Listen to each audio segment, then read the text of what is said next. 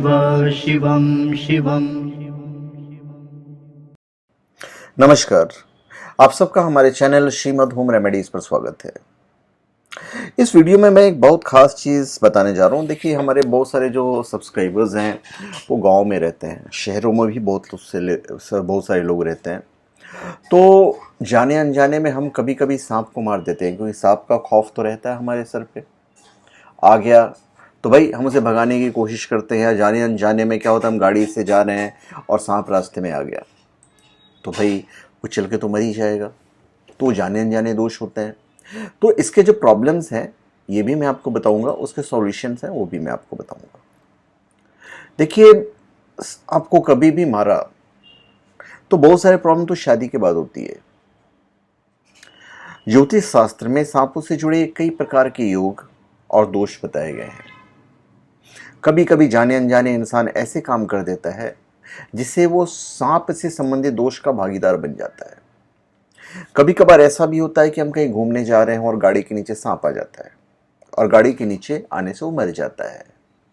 तो सांप को मारने से बचने के उपाय तो बहुत आसान होते हैं कि भाई आपने ब्रेक लगा दिया वगैरह वगैरह, पर जो दोष हमारे सर पे लग जाता है उसे हमें क्या करना चाहिए, इसके हम उपाय बताने जा रहे हैं। और इससे कौन से दोष उत्पन्न होते हैं ये भी हम आपको बताएंगे।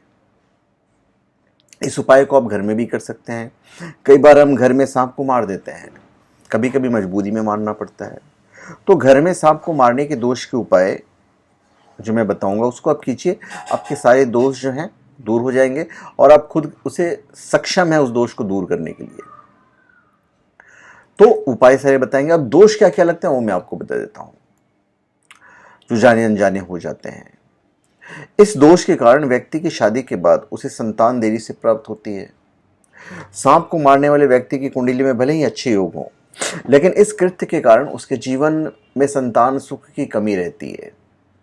कुंडली के लग्न भाव से 5वें भाव में यदि राहु हो तो समझ लेना चाहिए कि उस इंसान को किसी सर्प के शाप के कारण संतान देरी से प्राप्त होगी। और इस ग्रह की स्थिति वाला व्यक्ति पूर्व जन्म में अथवा वर्तमान जन्म में किसी सांप को मारने का कृत्य करने वाला हो सकता है। किसी इंसान से दुश्मनी हो या नाग या नागिन को मार दिया आपने, तो फिर आप फिल्में देखते हैं तो फिल्मों पे तो खैर उतना यकीन नहीं कर सकते हैं, पर कहीं ना कहीं हकीकत तो रहता ही है। तो शास्त्रों के अनुसार यदि किसी व्यक्ति की मृत्यु सर्पदंश से ही होना है तो उसे भी सांप डस सकता है। संतान में देरी होने के और भी कारण हो सकते हैं, पर एक कारण यह भी होता है। तो पीड़ित व्यक्ति को यदि सांप ने काट लिया है तो उसको तो आप हॉस्पिटल वगैरह में इलाज बिल्कुल करवाइए। पूजन क्षमा मांगने की भावना के साथ सारी चीजें की जानी चाहिए। तो बाकी जो उपाय हैं अब हम उस पर आते हैं कि भाई उपाय क्या क्या है। इससे निपटने के लिए किसी भी सोमवार के दिन भगवान शिव जी का अभिषेक करके उन पर 4 कनक चंपा के बीज अर्पित करें। ऐसा करने से सर्प मृत्यु दोष दूर हो जाते हैं तथा बिन बुलाई अचानक आने वाली परेशानियों से मुक्ति मिलती है। यह सर्प मृत्यु दोष को दूर करने का सरल उपाय है। और ये सारे जो मैं उपाय बता रहा हूँ ये बड़ा ही सरल उपाय है, जो मैंने भारतीय वास्तु से लिया है, भारतीय ज्योतिष से लिया है और अन्य प्राचीन ग्रंथों से भी लिया है। दूसरा, यदि आपने सांप को सताया भी है तो भी आपको उपाय करना होगा। आप शिवलिंग पर दूध चढ़ाएं, इसके साथ समय समय पर शिव जी का अभिषेक करवाएं। सांप एक जीव है जिसे सामान्यतः सभी इंसानों को डर लगता है, तो सांप साक्षात मृत्यु के समान ही है, तो आप सावधान रहिए। अब पैरों से यदि दबेगा तो सांप तो डस लेगा ही। यदि कोई इंसान सांप के बच्चे को नुकसान पहुंचाता है तो सांप खुद की संतान की रक्षा के लिए इंसान को डस लेता है। तो कभी कभी तो हमें मजबूरन करना पड़ता है, पर कभी कभी जाने अनजाने हो जाता है।